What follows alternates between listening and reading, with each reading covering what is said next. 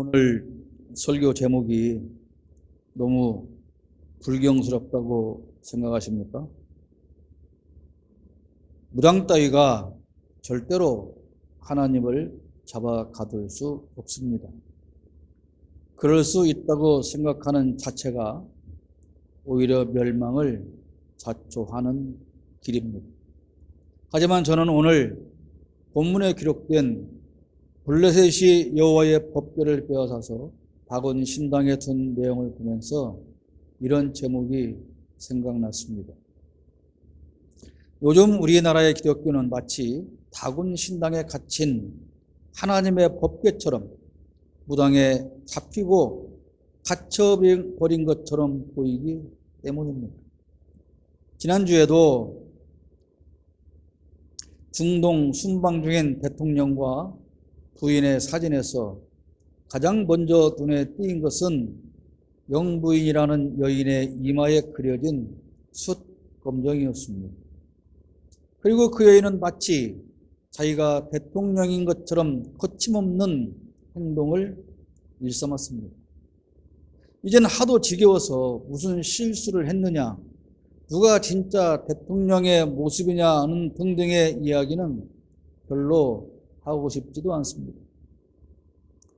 우리나라의 애국가가 연주된 뒤 늦게서야 가슴에 손을 올리는 대통령, 그보다 더 늦게 손을 올리는 영부인, UAE는 자국 국가가 울려도 가슴에 손을 올리지 않는 나라인데 우리나라의 대통령만 남의 나라 국가가 연주될 때 끝까지 가슴에 손을 올리고, 그나마 같이 손을 올렸던 영부인은 도중에 눈치채고 손을 내리는 이런 수치스러운 일들을 과연 언제까지 우리 대한민국 국민이 보고 살아야 하는지 정말 암담하고 참담하기만 합니다.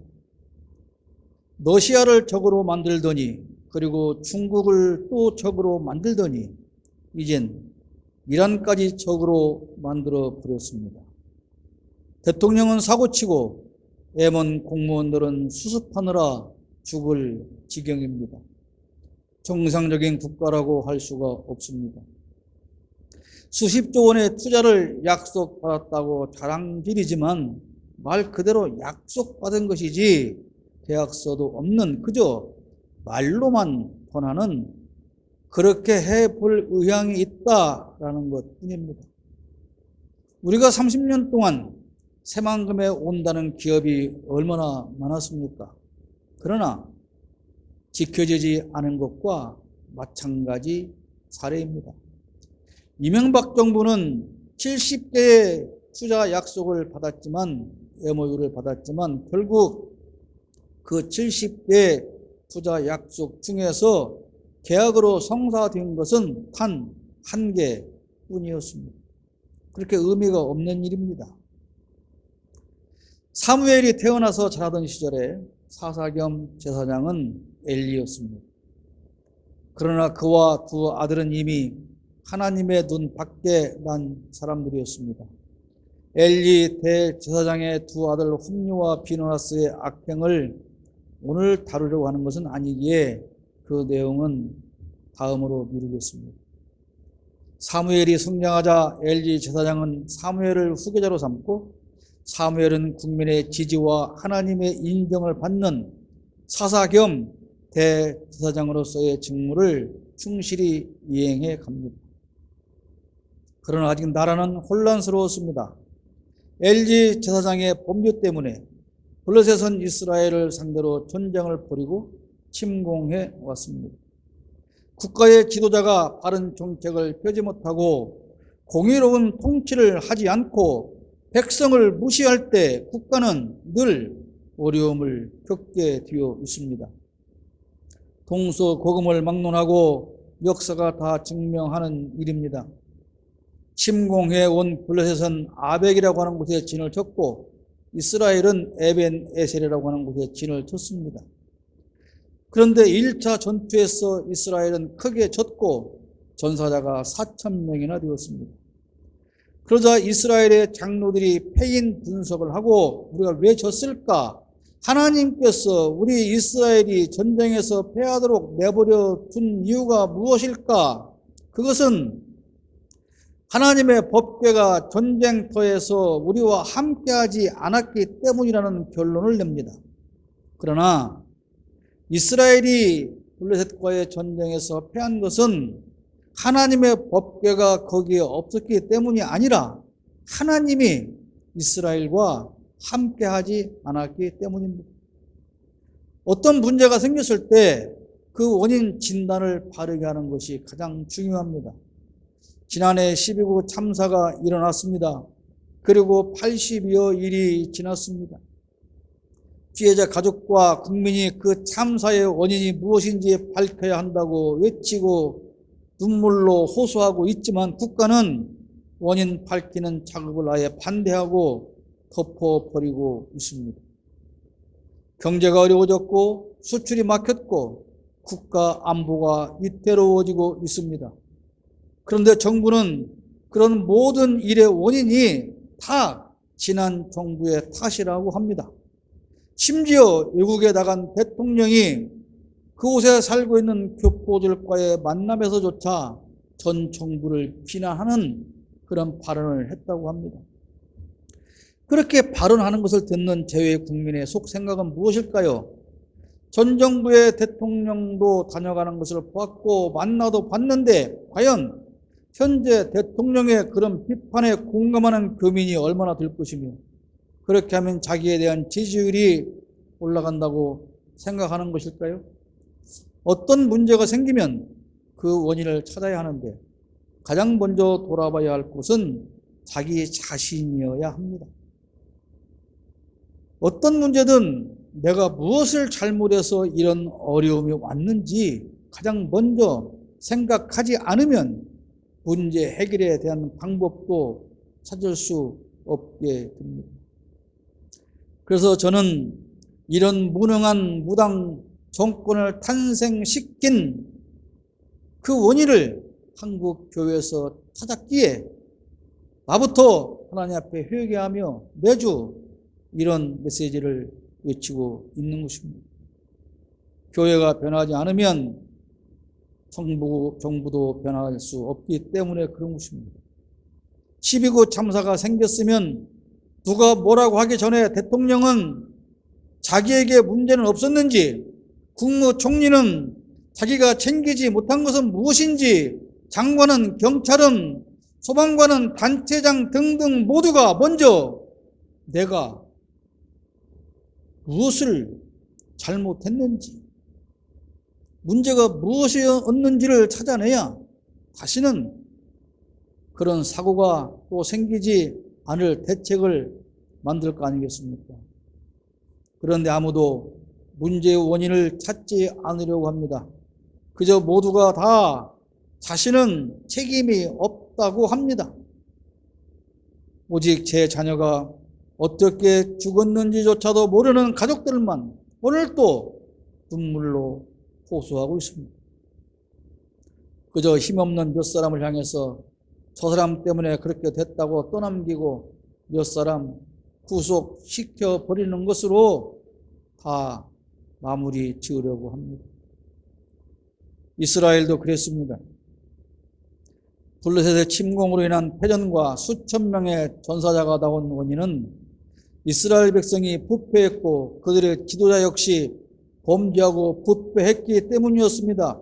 그래서 하나님께서 그들을 버려두셨기 때문에 이스라엘은 전쟁에서 질 수밖에 없었던 것입니다. 법궤가 멀리 있었기 때문이 아닙니다.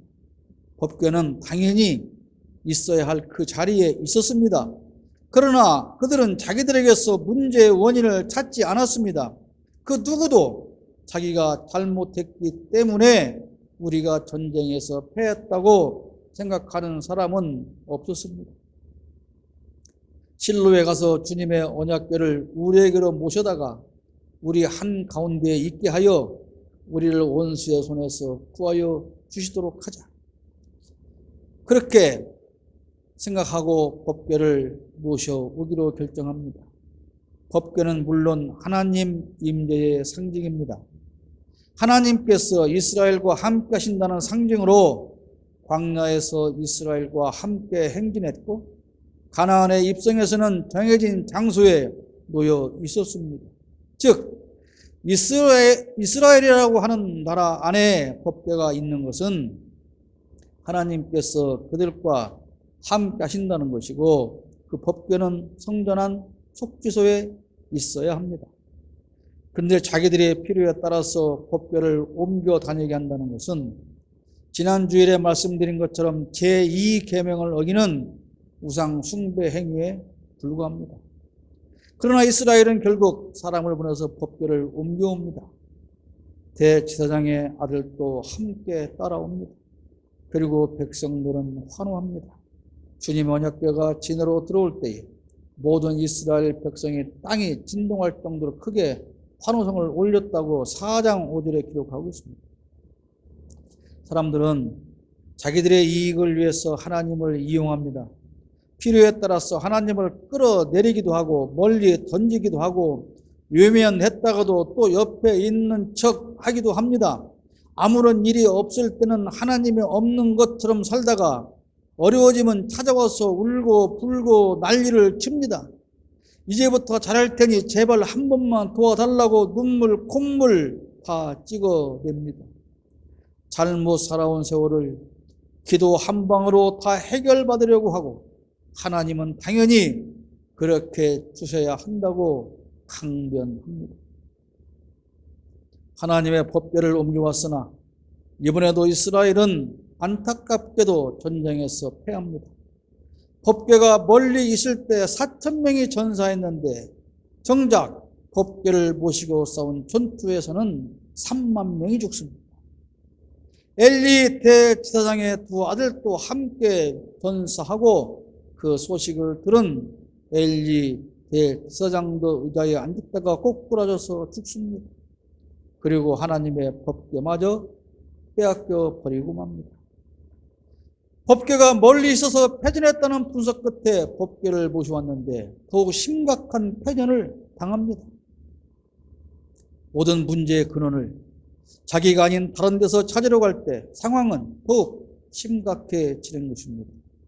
블레셋이 침공해왔고 그 전쟁에서 계속 크게 지는 이유는 이스라엘의 범죄 때문입니다. 지도자인 대제사장과 두 아들의 범죄가 심각했고 그들은 백성을 바른 길로 인도하지 않았습니다. 그래서 그 대가로 하나님의 징계로 인한 전쟁인데 그걸 깨닫지 못하고 회개하지 않아서 생긴 일인데 그것을 모르는 이스라엘의 상황은 점점 더 어려움이 커질 수밖에 없습니다. 세계적으로 경제가 어려운 시기입니다. 그런데 우리나라도 경제를 비롯한 안보 상황 등 모든 상황이 점점 더 어려워지고 있습니다. 대통령이 외국에 나가서 외교를 하든 나라 안에서 외국 정상을 불러서 외교를 하든 그 외교의 가장 큰 목적은 다른 나라와의 관계를 좋게 만들어서 국가의 이익을 증대하기 위한 것입니다. 그런데 대통령이 외교한답시고 밖에 나가서 적을 만들어냅니다. UAE에 가서 이란을 적이라고 한다면 다음에 이란에 가서는 UAE가 당신의 적이라고 할 것입니까? 그런데 더 중요한 것은 정작 UAE와 이란은 지난해 8월부터 관계를 개선하고 양국에 서로 대사관도 개설을 했다는 것 아닙니까? 그리고 우리 잘 지내보자고 지금 손잡고 점점 사이가 좋아지고 있는데 거기에 가서 당신네 적은 이란이다 그렇게 말을 해버립니다. 나라가 어려운 상황이라면 기독교인은 기독교인의 처지에서 그 원인을 찾고 대안을 만들어내야 합니다. 기독교 지도자라면 그런 일에 당연히 앞장서야 합니다. 다른 사람을 탓하고 책임을 전가할 일이 아닙니다. 더구나 기독교인들과 그 지도자들이 잘못해서 만들어낸 어려움이라면 그것을 깨닫고 회개하고 잘못된 길에서 돌아서야 합니다. 목사들은 항상 성도를 향해서 회개하라고 강조하지 않습니까? 그런데 왜 무당과 이단과 사이비와 손잡고 무당 정부를 만들어낸 목사들은 자기들의 잘못을 깨닫지도 않고 회개도 하지 않는 것입니까? 왜 그들을 나무라고 비판하는 것은 고사하고 오히려 그들을 추앙하고 길거리에 무지한 성도들을 내세워서 찬송가 부르면서 부도덕한 정권 연장을 위해서 충성하게 하고 독재 정권을 찬양케 하는 그 지랄을 지키고 있다는 것입니다. 강단에서는 늘 헌금과 충성을 강요하고 성도들의 고열을 따내서 제놈들을 배태우기에 여념이 없으면서 오히려 바른 말하는 목사들을 향해서 정신 차리라고 그렇게 훈계질을 합니다. 웃기지도 않는 지적질이나 해대고 비난하는 당신 같은 쓰레기 목사들 때문에 당신의 교인들, 당신의 자식들이 고통받는 이 세상을 만들어 놓고서도 거룩한 척, 의로운 척, 공의로운 척 위선 덩어리로 전락한 당신들 때문에 나라는 어렵고 다들 힘들다고 아우성인데 보이지도 않고 들리지도 않는 것입니까? 아니면 귀를 일부러 막고 눈을 감고 있는 것입니까? 그저 나라가 어려우니 기도하자고 공허한 소리를 내뱉는 당신들 때문에 법궤를 빼앗기는 수치를 당한 이스라엘처럼 하나님의 영광은 땅에 떨어지고 예수 믿는 것들 별것 아니라는 비아냥을 온몸으로 받으면서도 여전히 멸망의 길을 걷는 당신들은 과연 엘리 대제사장과 그의 두 아들보다 무엇이 더 나은 것이 있는지 묻지 않을 수가 없다 그 말입니다.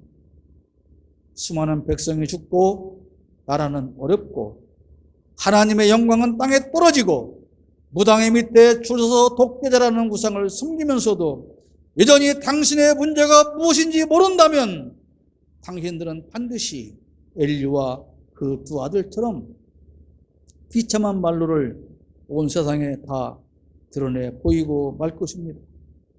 그리고 나라는 점점 더 어려워질 것입니다. 계획에 없는 당신들이 부르는 하나님은 그저 이스라엘이 가져다 두었지만 뺏겨버린 법궤처럼 그렇게 더 수치스러움을 변하지 못할 것입니다. 당신들은 하나님께 수치를 제공하는 추악하고 더러운 죄인일 뿐입니다. 설날인데 모든 예배를 다 생략하고 한꺼번에 어린이부터 어른까지 모여서 한 번만 예배하고 오후 시간은 자유롭게 하는 것이 성경적이냐 비성경적이냐. 아무리 명절날이라고 해도 정해진 예배 시간은 순서대로 사람이 오든지 안 오든지 다 채워야 그게 바른 교회 아니냐. 이런 쓸데없는 논쟁으로 자기들의 할 일을 다 묻어버리는 어리석은 목사들이 존재하는 한 이 나라의 상황은 더욱더 어려워지고 말 것입니다. 하나님께 범죄하며 당신들이 만들어낸 이 무능한 정권은 결국 거룩함을 가장하는 당신들을 무당의 밑에 줄을 세우고 다곤 신당에 갇힌 하나님을 만들고 말 것입니다. 그가 하나님의 교회에 대한 소식을 전할 때에 엘리는 앉아있던 의자에서 뒤로 넘어져 문 곁으로 쓰러져서 목이 부러져 죽었다. 늙은 데다가 몸까지 무거웠기 때문이다.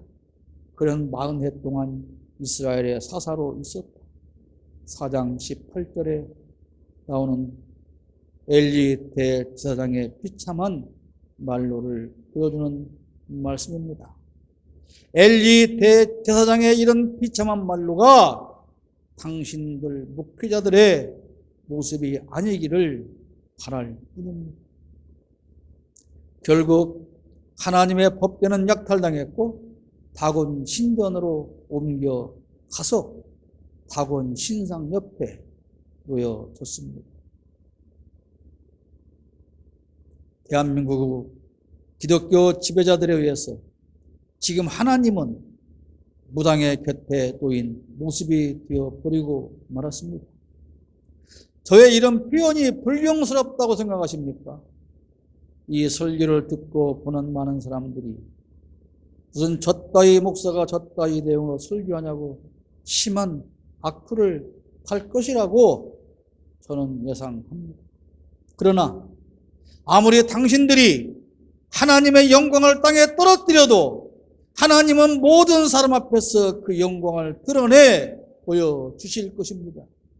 일개 무당 따위가 하나님과 절대로 나란히 설 수는 없습니다. 지금 이 나라가 무당들의 지배 아래 놓인 것으로 생각할지 모르지만 하나님은 반드시 그 무당 정권의 목을 부러뜨리고 말 것입니다. 오해하지 마십시오. 저는 지금 어느 개인이 아닌 독재 정권에 대해서 성경 말씀대로 경고하는 것입니다. 다곤이 주님의 궤 앞에 엎어져 땅바닥에 얼굴을 받고 있었다.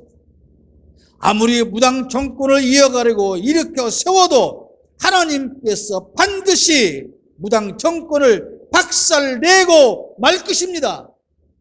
그 다음 날도 그들이 아침 일찍 일어나서 가보니 다곤이 또 주님의 궤 앞에 엎어져서 땅바닥에 얼굴을 받고 있었다.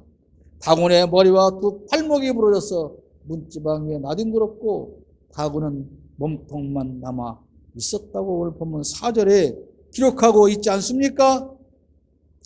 우상을 숭배하지 말라고 설교하는 목사들은 당신들이 우상으로 숨기는 다곤, 무당, 검찰, 독재 정권이 겪을 이런 모습이 안 보입니까?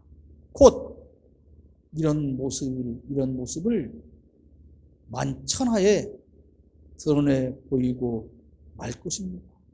그런데 그런 모습이 보이지 않는다면 당신들은 목사의 자격이 없습니다. 그러면서 무슨 예언을 한답시고 강단에서 주절거리고 있는 것입니까? 우상 곁에 하나님의 법궤를 둔 것 때문에 블레셋은 그야말로 재앙을 당합니다. 하나님의 법궤를 우상 신전에 가둬버렸으면 우상이 이겨야 하는 것 아닙니까? 그런데 그것 때문에 블레셋은 그야말로 어마어마한 재앙을 당합니다. 아스돗에서는 악성 종양이 창궐했고 그 성에 살던 사람들이 너무 무서워해서 법궤를 다른 성 가드라는 곳으로 보냅니다. 그랬더니 그곳은 괜찮으냐? 그렇지 않습니다. 그곳에서 역시 악성 종양이 창궐해서 남녀노소를 막론하고 많은 백성이 죽거나 시달리게 됩니다. 악성 종양. 우리가 3년 동안 코로나라고 하는 것을 통해서 악성 전염병이 얼마나 무서운가를 직접 다 체험을 했지 않습니까? 그 가드성에 살던 사람들이 또 난리를 치자 에그론이라고 하는 곳으로 법궤를 옮겨갑니다. 그랬더니 이제 그 법궤가 도착한다는 그 소문만으로도 그 성 사람들은 두려움에 빠져서 큰 혼란이 일어나게 됩니다. 자기들이 지은 죄는 돌아보지 못하고 그저 법궤만 가져오면 전쟁에서 이길 것으로 믿은 이스라엘과 그 법궤를 자기네 신당에 가두면 끝날 것으로 생각했던 블레셋은 같이 어리석은 존재일 뿐입니다. 무당을 숭배하는 독재자들이나 그 무당 앞에 엎드린 한국 기독교 자칭 지도자들이나 똑같이 어리석은 존재일 뿐이다.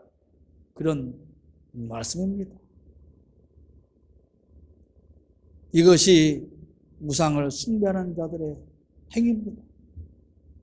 자칭 교회 지도자라는 인간들이 하나님을 제자리에 모셔두지 않고 이리저리 끌고 다니며 이용해 처먹기 때문에 교회도 세상도 나라도 온통 혼란스러움에 빠져버리고 만 것입니다.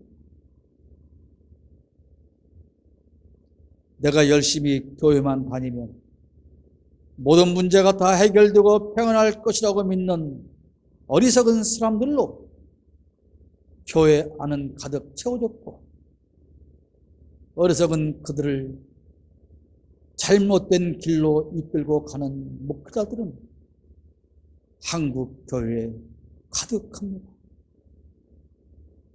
엘리 대제사장처럼 바르게 하나님의 사명을 감당하지 못하고 지 자식들의 악행을 막지 못하고 방주하고 통주해서 나라를 말아먹고 하나님의 영광을 땅에 떨어뜨린 것과 똑같은 잘못된 거짓 목사들이 존재하는 한 우리는 죄송하지만 어려움에서 벗어날 수 없습니다. 아무리 교회 숫자가 많아도, 아무리 목회자 숫자가 늘어나고 성도 숫자가 늘어난다고 해도 근본적인 문제를 해결하지 않으면 달라질 수 없습니다. 이스라엘은 하나님께서 주신 가나안 땅에서 하나님의 보호하심 아래 하나님의 백성으로 살아야 합니다. 하나님이 주신 그 땅에서 산다고 해도 하나님 자녀다운 삶을 살지 못하면 하나님과 아무런 상관이 없습니다. 평생을 교회 안에서 예배만 하고 살아도 그가 하나님의 자녀다운 삶을 살지 못한다면 역시 그 사람은 하나님과 상관없는 삶을 살고 있는 것입니다. 이스라엘은 하나님이 친히 다스리는 신정국가입니다. 그러나 모든 백성은 하나님을 제대로 섬기지 않고 불법을 타행했고, 지도자라는 인간들 역시 하나님께 범죄만 일삼았습니다. 하나님은 항상 그 자리에 계시는데 자기들이 범죄하여 고통이 시작되면 하나님이 멀리 있고 우리를 외면하기 때문이라고 그 책임을 하나님께 돌려버립니다. 우리도 그렇게 생각할 때가 너무도 많이 있지 않습니까? 내가 잘못해서 닥쳐온 고난을 보면서 왜 하나님은 나를 외면하느냐고, 왜 나를 버리시느냐고 그렇게 원망할 때가 한두 번이 아니지 않습니까? 다곤 신당에 가던 법궤로 인해서 블레셋은 결국 전쟁에 이기고도 많은 사람이 질병으로 죽고 고통을 당하며 혼란에 빠져버립니다. 한국 교회가 무당과 나란히 있는 한 대한민국의 혼란스러움은 결코 해결될 수 없다는 사실입니다. 결국 우여곡절 끝에 블레셋은 법궤를 이스라엘로 보내게 됩니다. 그리고 다시 시간이 흐르고 블레셋과 이스라엘은 또 미스바에서 전쟁을 치르지만 그러나 이제 상황은 달라집니다. 사무엘의 지도로 이스라엘은 승리하고 블레셋은 물러갑니다. 7장 13절에 블레셋 사람들이 무릎을 꿇고 다시는 이스라엘 지역으로 들어오지 않았다. 사무엘이 살아있는 동안에는 주님의 손이 블레셋 사람을 막아주셨다. 여기서 중요한 게 무엇입니까? 사무엘이 살아있는 동안에는 무슨 말입니까? 사무엘은 오직 하나님의 사사답게 하나님께서 세우신 대제사장답게 바르게 이스라엘을 이끌어 갔기 때문에 하나님께서 혼란스러움을 막아주셨다는 말씀입니다. 그렇다면 이 말씀을 오늘 우리나라 대한민국에 적용을 한다면 대한민국 교회가 살아나니 이 대한민국의 혼란스러움이 없어지도록 하나님이 막아주셨다. 대한민국의 목회자들이 살아나니 대한민국이 혼란스럽지 않도록 하나님께서 이끌어 주셨다. 이렇게 되어야 하지 않겠습니까? 하나님께 범죄한 집단이 하나님을 끌고 다닌다고 문제가 해결되지 않습니다. 하나님은 항상 그 자리에 계십니다. 우리가 자기 필요에 따라서 하나님을 끌고 다니며 이용한다고 해서 우리의 문제가 해결되지 않습니다. 지금 대한민국의 교회 지배자들은 범죄하여 하나님을 무당과 나란히 세워 놓았습니다. 무당이 하나님을 지배하려고 합니다. 그러나 그것은 불가능한 일입니다. 법궤 옆에서 목과 팔과 다리가 부러지고 몸통만 다 뒹굴던 박원 신상처럼 무당과 동행하는 독재 정권은 반드시 곧 패망하고 말 것입니다. 하나님은 전능하시기 때문입니다. 무당 독재 정권의 수명은 길지 않습니다. 하나님을 무당 옆에 세운 한국 교회 지배자들은 회개하기를 바랍니다. 절대로 무당이 하나님을 잡아 가둘 수 없습니다. 한국 교회가 회개하고 바로 서야 이 나라가 다시 번영하고 안정될 것입니다. 나라의 어지러움은 다 우리 기독교인의 책임입니다. 비단 나라의 문제만이 아닙니다. 가정에서도 자기들의 신당에 하나님을 나란히 세워놓고 하나님의 영광을 질밟는 기독교인들은 수없이 존재하고 있습니다. 사랑하는 여러분, 이제 그만 하나님을 하나님의 자리에 다시 모시기를 바랍니다. 그리고 무당을 회포하고 오직 하나님의 자녀답게 살아가시기를 축복합니다.